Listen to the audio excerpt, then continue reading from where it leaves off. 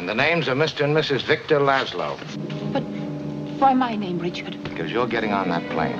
I don't understand. What about you? I'm staying here with him till the plane gets safely away. No, Richard, no. What has happened to you? Last night Last night we said a great many things. You said I was to do the thinking for both of us. Well, I've done a lot of it since then. It all adds up to one thing. You're getting on that plane with Victor where you belong. But, Richard, no, Now, you've got to listen to me. Hello everyone, welcome to Masked News. We are here with Max, Arian, Sebastian. Theo. glad you are here to join us. Let's get right into the news. Our first topic of the day, Anonymous has hacked and declared war on Donald Trump. Anonymous is an international hacker collective that picks targets from around the world to hack. The targets are picked for multiple reasons. They are against human rights, are too powerful, and are dishonest. They seemingly fight for justice, but many times simply to troll or hack for the lulz, a term that simply means for fun. This group succeeded in hacking ISIS, the radical terrorists, for example. Why Trump? Well, in a public video, Anonymous states its reasons.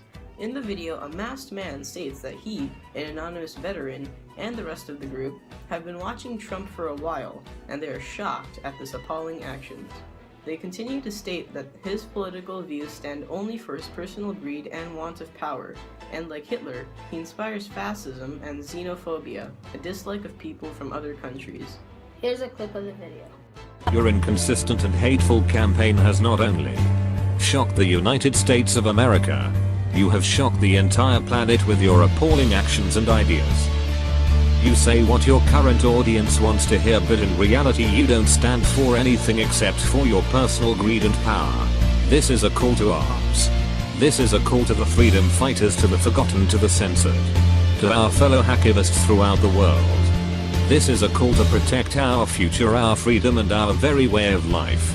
But they don't stop there. The masked man then continues to give out personal information about Donald Trump and his associates.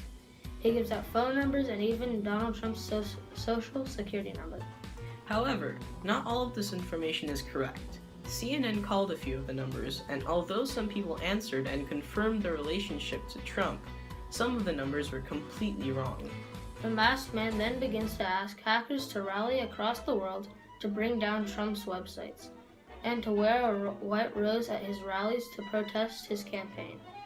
The white rose signifies Operation White Rose, a non-violent group that first started against Hitler.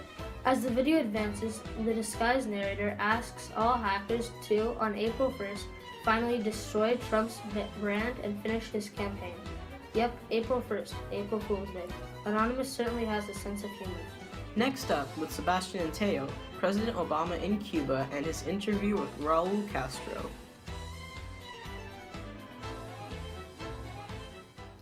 Last Monday, President Obama landed in Cuba to meet with the Cuban government and Cuban people in an effort to normalize relations with both countries.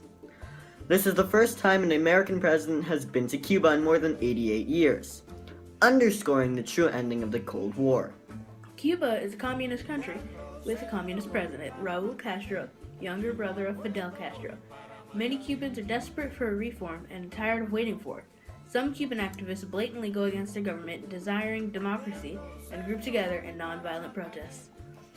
These activists were wishing to speak with President Obama, who is to talk about freedom and human rights on their views. But while Air Force One was in the air, the communist government and police cracked down on the reformers and arrested many of them, while banning journalists and news crews from speaking with Obama. The Cuban government is stopping all interactions with its citizens and President Obama. They have scared the Cuban people into not wanting to talk.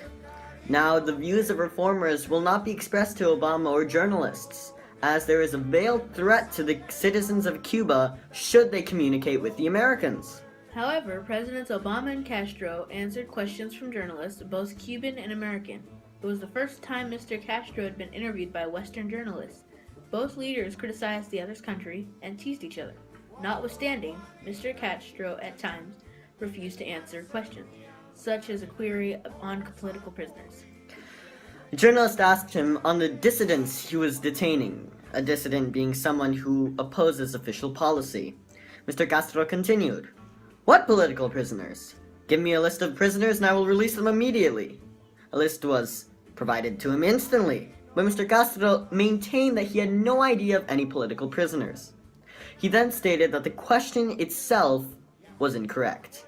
Other topics included human rights, the Cuban embargo. At the meeting, Obama stated that he was going to list some of its clauses, education, healthcare, and the intertwined future of both nations. Mr. Castro continued to criticize America, saying that it lacked the free healthcare, equal pay, and education that Cuba provides on a routine basis. Nevertheless, Obama declared that he welcomed Mr. Castro's comments, as he believes America should not be afraid or immune to discussion. All the same, Mr. Obama and Mr. Castro acted warmly towards each other. Mr. Obama is now in Argentina, but his visit to Cuba promises a new relationship with the island country. Thank you for watching Mass News.